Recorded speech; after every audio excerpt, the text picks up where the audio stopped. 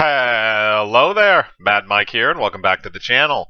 And today we have some fairly recent, well, I shouldn't say recent, it actually just came out today, but it's very kind of bad news for the movie The Batman, which actually I did the trailer breakdown for, which I think actually looks like a really good movie. And we have news that Robert Pattinson, the star of the film, has contracted COVID-19. Um, Now we got news. I think it was either yesterday or the day before that the production had been shut down because somebody had tested positive. However, we did not know. We did not have clarification on who that person was until today. So basically, they've stated that it's Robert Pattinson and that he is going to go into isolation for 2 weeks while they examine him, and then however long that has to be until he's back on his feet, and then they can resume production. And I'm assuming all the other people that were on set or anybody that was in direct contact with him is also being tested right now as well. Now, this is Jurassic World World 3 or Jurassic World Dominion, whatever you want to call it. That has also been experiencing some issues too because they've had to kind of dodge certain areas because they've been corona outbreaks where they were planning on filming. But this brings up kind of an interesting story, or at least an interesting point, at least as of right now. Can the world reasonably function, or can Hollywood in general reasonably function in a time period where we have COVID-19, where we have these things in place, where we have to shut down, where we have to do this and that before a vaccine is available, which I believe the early estimates are still January for that. But in a world where we do not have a vaccine for this, where it's going to spread like wildfire if you just keep doing what you normally do, can you really continue to do traditional types of film shoots? Because film shoots require a lot of people, and again, a lot of people that are aware of that, or a lot of people should be aware of that anyway. But if you're not, you have everything. A triple A budget film can have a crew of hundreds, if not thousands, of people, depending on the scale of the scenes and the things involved. Um, and all those people are interacting with each other. Again, I've never been on a film set, but I've heard it described to me as kind of controlled chaos. So I mean, everybody's going everywhere. You can't operate like that if you have fears of a pandemic, because then again, unless you're operating under the guise of like, okay, whatever, if people get sick, they get sick, you're going to spread it like wildfire through all of those people because of the way that they interact with each other.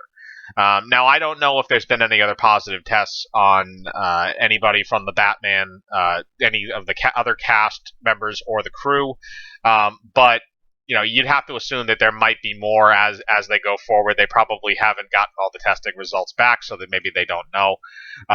But I'm assuming you're going to hear things about that coming out in the next couple of days, where maybe you'll see, 5 other people from the set crew tested positive or something like that. There's going to be some small amount of them that have tested positive. And then the other thing is they're going to have to track down on how Pattinson actually got it, which again, on the idea of a film set, might be next to impossible. Aside from maybe, examining his personal assistants first and then going from there. That might be your best bet to try and find out where the outbreak actually came from. But aside from that, no, I don't think there's really much of a way that you can track it if it spreads, as rapidly as people have explained that it does. So you have that as an issue generally with a movie set. But again, with the Batman, with the AAA production, it's even worse because of the amount of people that are involved. Now, the other problem that it kind of brings up for the whole thing is, how long do you actually have to shut down and do various things? Is Hollywood going to try and fast track this whole thing? Because the other thing is, people are. And again, I'm not trying to compare, lives to money, but in this scenario, a lot of companies have been losing a lot of money, and they are probably looking to cut corners wherever possible, in order to either stay open and make sure that they don't get shut down by their local governments, or to make sure that they can safely, make people feel safe when they enter the establishment, so they'll actually come there and they can actually make money. So you not only have to win back customers, you also have to follow very strict mandated guidelines in order to stay open for a lot of these places. Look at the movie theater industry; it's in the same kind of a boat. And that was what I went over in my last video with the idea of, how is COVID actually going to attack the box office, which is going to directly influence the movie industry and how many people are able to be employed there. You shouldn't worry. Most people don't worry, and you shouldn't worry about most of the actors. They're financial. Most big actors or most relatively successful actors are very well off. They should not have to worry too much about money problems. Maybe the lesser actors, the people that are doing those lesser type of roles that don't pay a whole lot, those people are going to struggle. But really, the majority of the struggling is going to be in the people that are, the set crew people, the studio people, the people that run these building. Well, I shouldn't say buildings, but people that run the studios, the people that are the lifeblood. You got to think too. It's not just people. Not just costume department people or special effects people. You need facilities people to keep those buildings up and running. I'm sure that you need office staff in order to keep track of everything.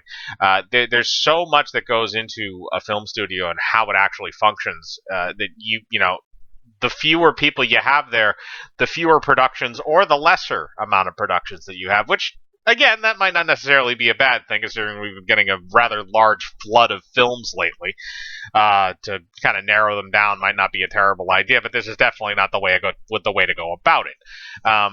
Now, going into even going into later aspects of filming too, because after it more or less affects a lot of the principal photography, because that's when you're actually doing the filming. It doesn't really affect the editing process a whole lot. Most of that could be done remotely anyway, as long as the people have the correct equipment. Like I said, really most of the stuff that you're going to have affected are the actual live productions. Once a film, which again is actually, that's not a very long period of time. Again, depending on what type of film you're talking about.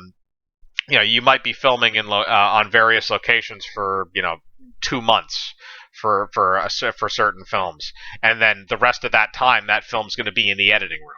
And then eventually it's going to be going through all the special effects and everything like that, and sound editing, all that stuff, all of that crap that can all be done remotely.